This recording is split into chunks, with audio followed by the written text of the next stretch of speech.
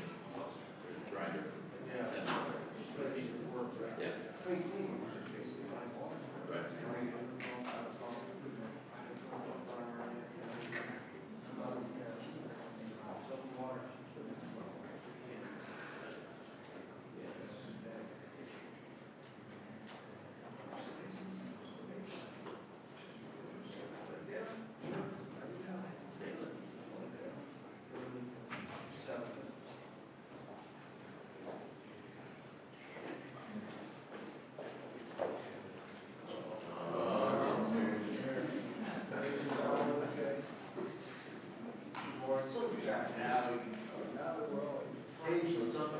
Ageless. Appreciate that. Over here.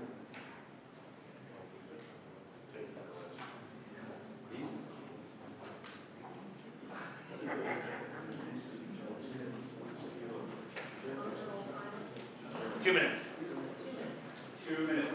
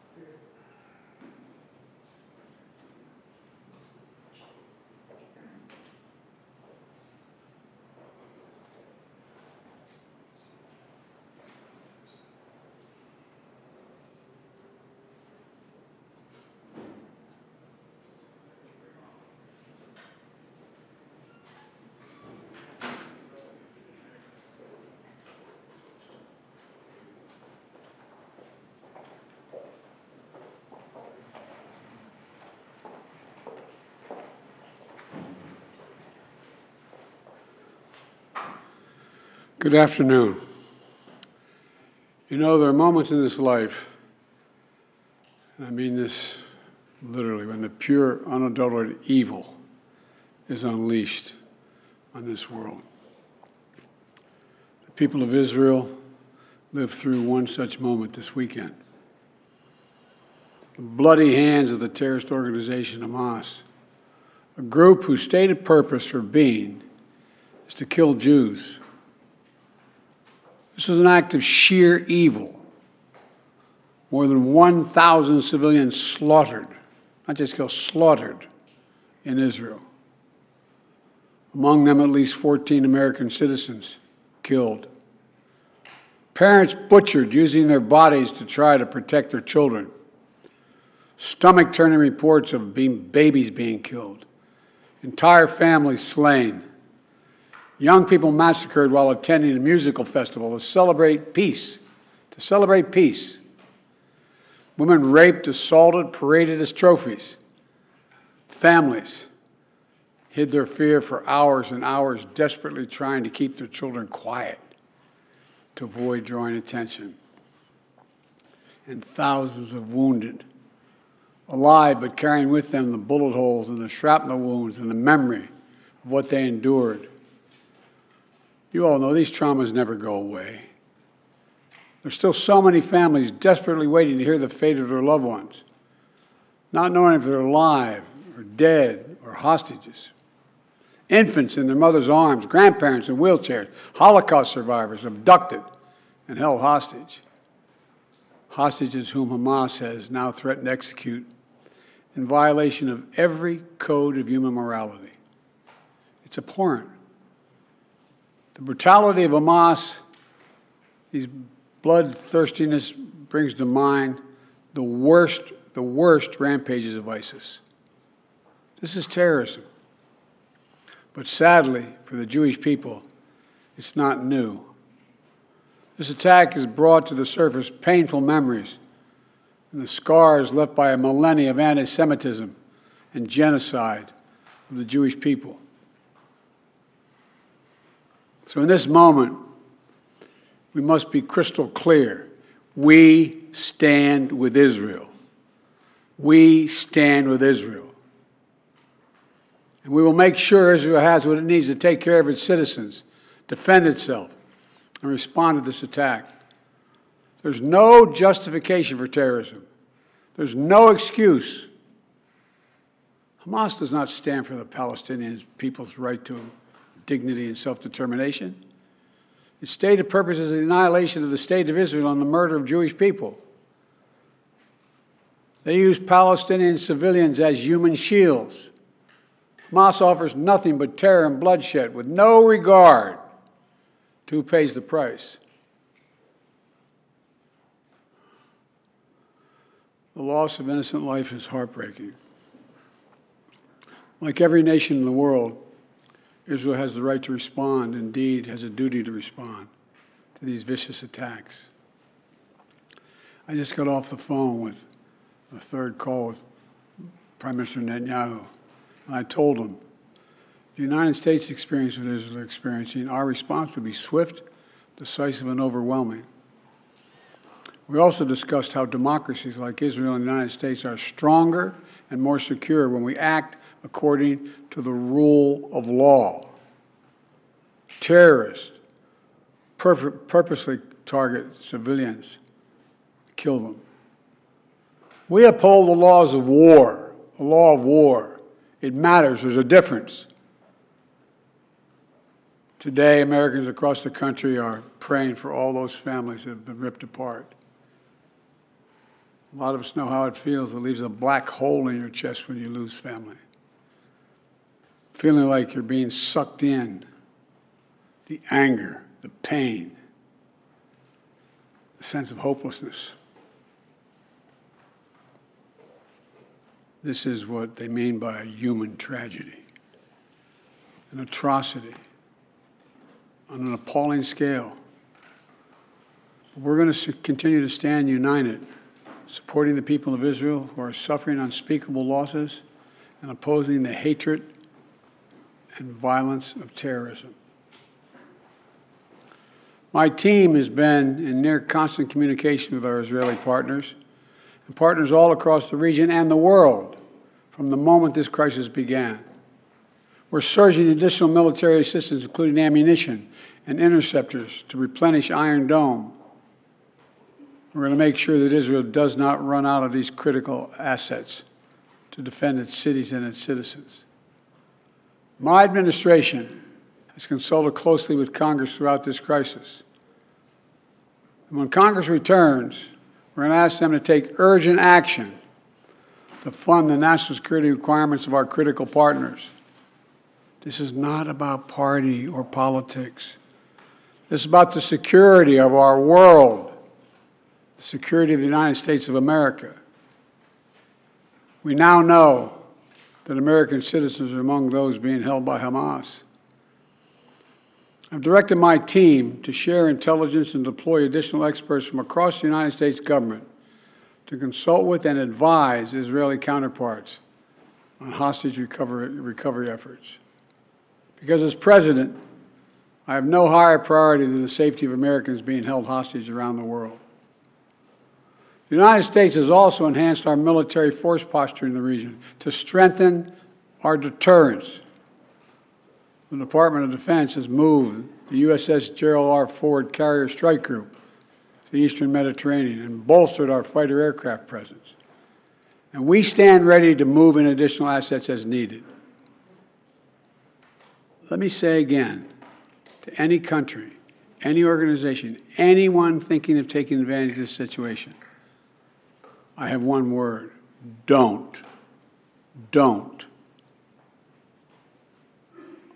Our hearts may be broken, but our resolve is clear. Yesterday, I also spoke with the leaders of France, Germany, Italy, and UK to discuss the latest developments with our European allies and coordinate our united response. This comes on top of days of steady engagement with partners across the region. We're also taking steps at home. In cities across the United States of America, police departments have stepped up. Security around centers of Jewish life. The Department of Homeland Security and the Federal Bureau of Investigation are working closely with state and local law enforcement and Jewish community partners to identify and disrupt any domestic threat that could emerge in connection with these horrific attacks.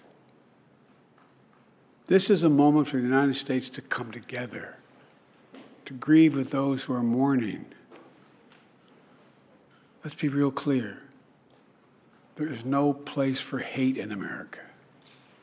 Not against Jews, not against Muslims, not against anybody. We reject. What we reject is terrorism. We condemn the indiscriminate evil, just as we've always done. That's what America stands for. You know, just over 50 years ago, I was thinking about it this morning, talking to the Secretary of State, the Vice President in my office. Over 50 years ago, as a young senator, I visited Israel for the first time as a newly elected senator. And I had a long, long trip, a meeting with Golda Meir in her office just before the Yom Kippur War.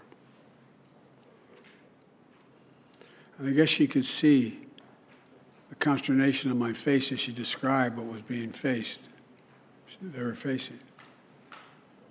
We walked outside in that sort of hallway outside her office to have some photos. She looked at me all of a sudden and said, "Would you like to have a photograph?"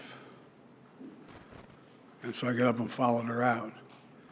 We were standing there silent, looking at the press. She could tell, I guess, I was concerned. She leaned over and whispered to me, she said, "Don't worry, Senator Biden.